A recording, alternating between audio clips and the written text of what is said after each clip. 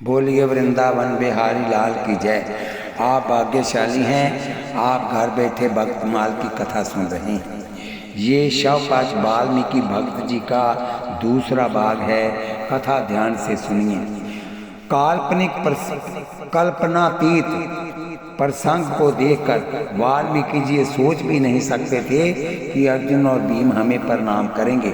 दोनों को निमंत्रण देते तथा अपनी बड़ाई करते हुए सुनकर वाल्मीकि जी कहने लगे, अजी हम तो सदा से आपकी ही जूठन उठाते हैं और आपके द्वार पर झाड़ू लगाते हैं, कभी दूसरे की ओर आंख उठाकर भी नहीं देखते हैं। यही हमारी सच्ची प्रतिज्ञा है। आप ये क्या कह रहे हैं? मेरा निमंत्रण कैसा? पहले आप लोग भोजन कीजिएगा, फिर पीछे से हमें अपनी जूठन दीजिएगा। अर्जुन भीमसेन ने कहा, आप ये क्या कह रहे हैं? पहले आप भोजन कीजिएगा, फिर पीछे से हमें कराइएगा। बिना आपको खिलाए हम लोग नहीं खाएंगे। अब तो आपके भक्ति भाव की रीति मालूम हो गई है। आप में अटल प्रेम है। ये सुनकर वाल्मीकि जी बड़े लज्जित हुए और मन ही मन श्री कृष्ण पर रिसाए। फिर बोले, आप राजा हैं, सर्वसमर्थ हैं, जो भी चाहें वह करें। मेरे साथ मेरा सहायक कोई नहीं है, फिर आपकी आज्ञा को कैसे अस्वीकार कर सकता हूँ। तब दोनों ने कहा, आप कल प्रातःकाल पधारिए। आप यही एक निश्चय मन में रखिए, दूसरी बात भूलकर भी मन में न सोचिए। वाल्मीकि जी ने कहा, बहुत अच्छी बातें हैं, यदि आपके मन में है तो ऐसा ही होगा। श्री अर्जुन जी ने कहा कि घर चलकर आप भोजन करें, आपकी जूठन गिरे। परंतु महाराज मैं तो सदा ही जूठन फेंकता हूँ, अर्थात जूठी पतलें आदि फेंकता हूँ, द्वार पर झाड़ू बहार लगाता हूँ। नियम है कि राज सेवक और की टहल नहीं करते हैं। यदि अन्यत्र सेवा करें तो राजा की शिकायत होती है कि नृप कृपण है, तभी तो सेवकों को पूरा नहीं पड़ता है, जिससे कि उन्हें अन्यत्र जाना पड़ता है। राजा रईसों के नाव धोबी, दर्जी, लोहार, कुम्हार, बंगी आदि सब अलग होते हैं और सबके निर्वाह की समुचित व्यवस्था होती है। कोई लोभी सेवक लुक छिप कर चाहे और जगह भी जाकर कुछ कमा ले, परंतु ये तो कहते हैं कि मेरी ये दृढ़ प्रतिज्ञा है। बोलिए वृंदावन बिहारी लाल की जय।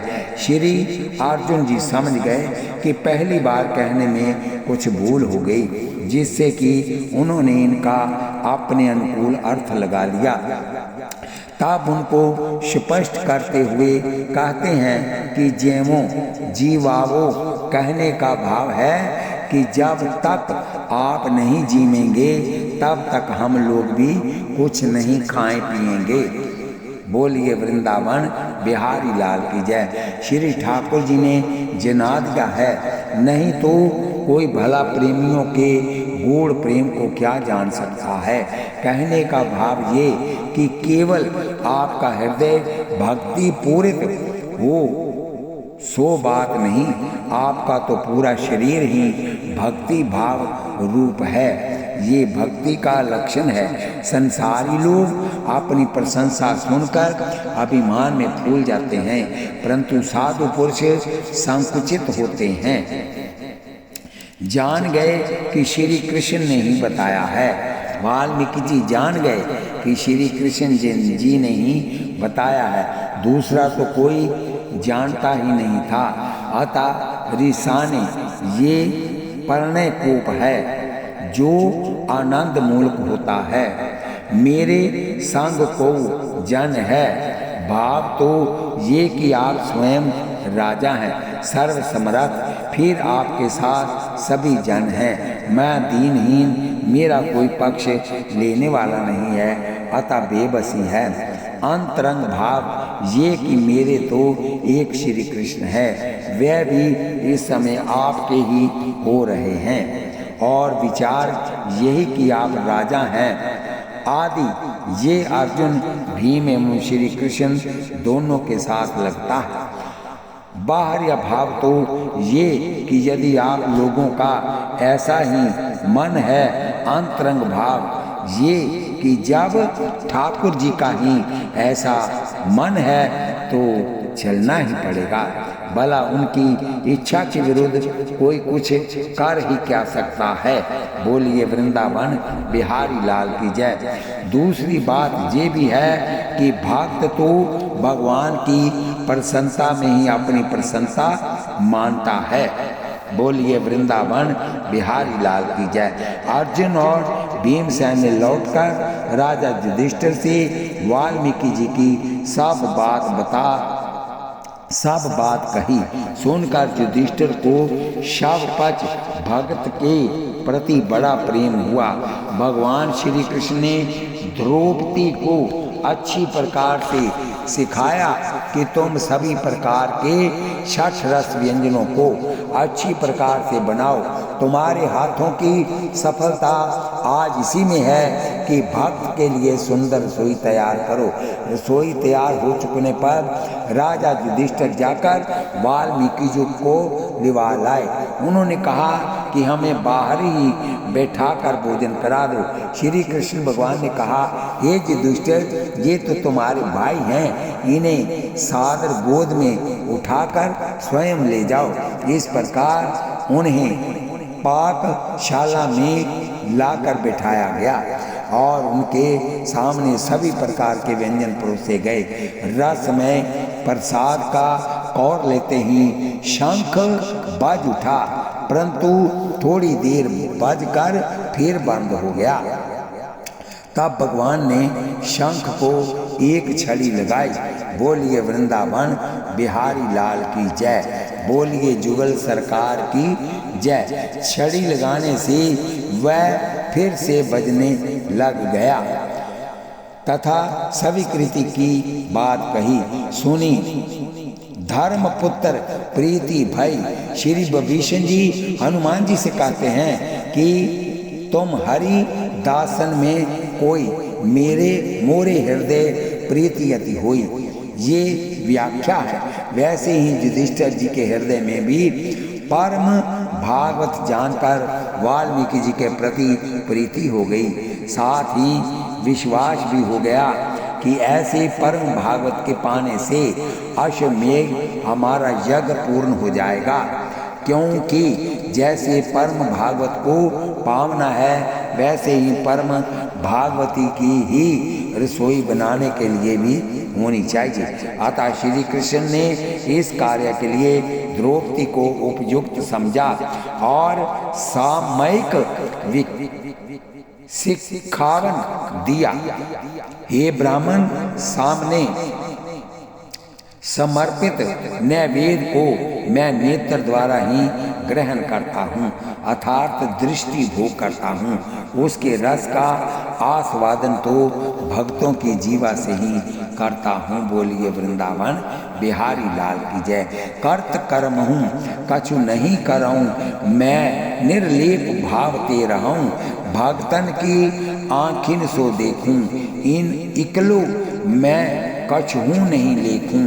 भक्तन की रसना सो खाऊं, भक्तन के सुख सो सुख पाऊं। 4 भांति भोजन विधि गाई, एक एक विधि बरनी न जाई।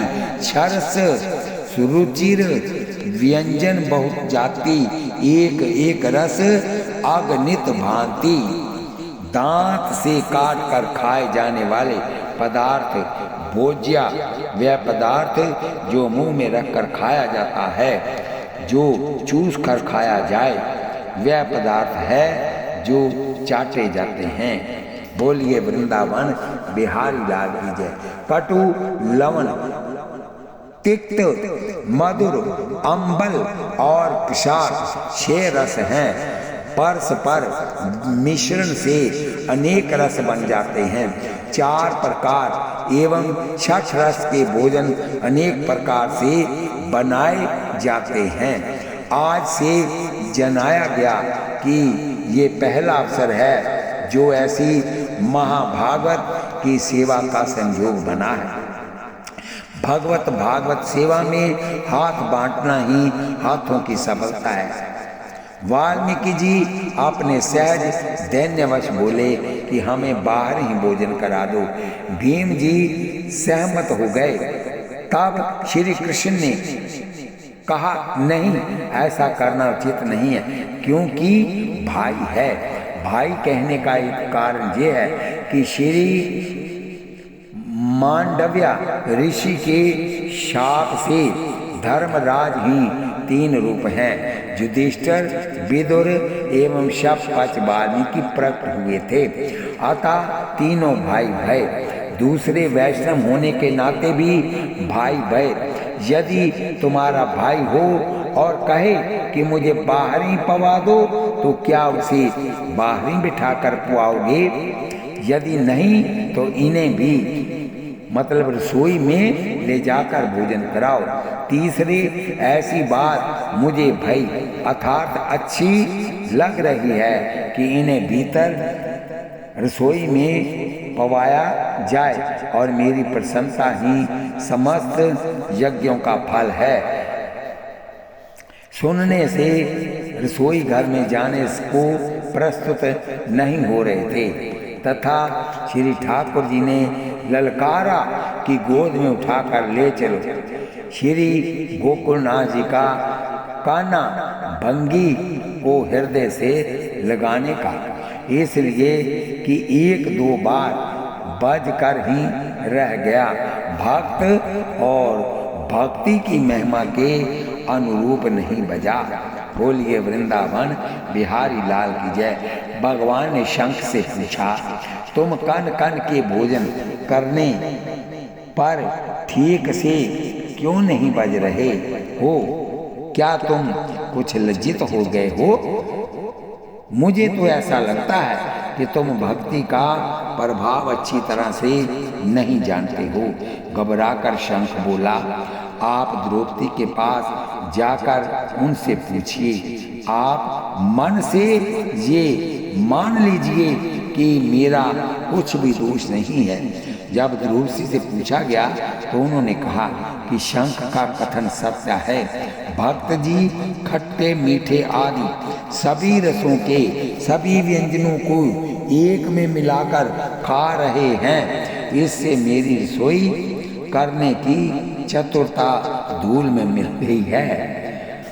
अपनी पाक विद्या का निरादर देखकर मेरे मन में ये भाव आया कि आखिर है तो ये शवपथ जाति के ही ये भला व्यंजनों का स्वाद लेना क्या जाने। तब भगवान ने सब पदार्थों को एक में मिलाकर खाने का कारण पूछा। वाल्मीकि जी ने कहा कि इसका भोग तो आप पहले ही लगा चुके हैं, अतः पदार्थ बुद्धि से अलग अलग स्वाद कैसे लूं? पदार्थ तो एक के बाद दूसरे रुचिकर और अरुचिकर लगेंगे, फिर इसमें प्रसाद बुद्धि कहाँ रहेगी? मैं तो प्रसाद का सेवन कर रहा हूँ, व्यंजनों को नहीं खा रहा हूँ। ये सुनकर भक्त वाल्मीकि जी में द्रौपदी का अपार सद्भाव हुआ। शंख जोरों से बजने लगा, लोग भक्त की जय जयकार करने लगे। इस प्रकार यज्ञ पूर्ण हुआ और भक्त वाल्मीकि जी की महिमा का सबको पता चला। बोलिए वृंदावन बिहारी लाल की जय। भगवान श्री कृष्ण ने कहा कि यदि तूने भक्त एवं भक्ति का सम्मान नहीं किया तो मैं तुम्हें अपने पास नहीं रखूंगा, फेंक दूंगा, चूर चूर कर दूंगा। ये सुनकर शंख व्याकुल हुआ। साधु की जाति का विचार नहीं करना चाहिए। बोलिए वृंदावन बिहारी लाल की जय। वाल्मीकि जी ने तो प्रसाद बुद्धि से सब एक में मिलाकर पाया।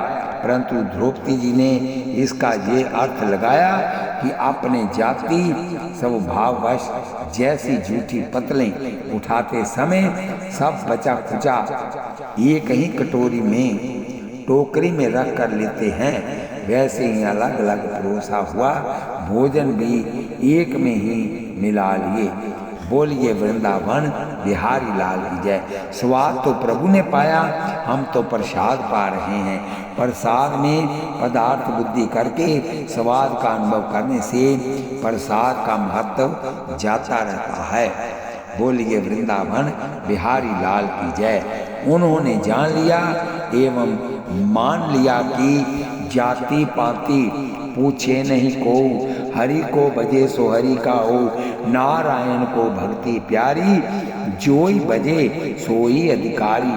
तुलसी भक्त सुपच बलु, जपे रैन दिन राम, ऊंचो कुल के ही काम को, यहाँ न हरि को नाम। भक्तिवंत अति नीचम प्राणी, मोही प्राण प्रिया असमम जानी। नीच से नीच भी कोई भक्ति करता हो तो वह मुझे भगवान कहते हैं कि प्राणों से भी प्यारा है। बोलिए वृंदावन बिहारी लाल की जय। इस कथा को हम यही विश्राम देते हैं। कथा सुनते वक्त आप हाथ में माला लीजिए, आंखों से भगवान का दर्शन कीजिए, कानों से कथा सुनिए, जीवा से नाम जपिए। यहाँ हो गए एक पंथ चार काज। यूं तो है लोग कहते हैं कि एक पंथ दो काज, और इस कथा को सुनते हुए आपका ज़्यादा समय नहीं लगेगा। आशीर्वाद के रूप में माताएं, बहनें, भाई, बंधु सभी इसको सब्सक्राइब करें, लाइक करें, शेयर करें। शेयर की हुई कथा यहाँ तक जाएगी, उसका आधा फल आपको भी प्राप्त होगा। बोलिए वृंदावन बिहारी लाल की जय। बोलिए जुगल सरकार की जय। श्री कृष्ण गोविंद हरे मुरारे, हे नाथ नारायण वासुदेव।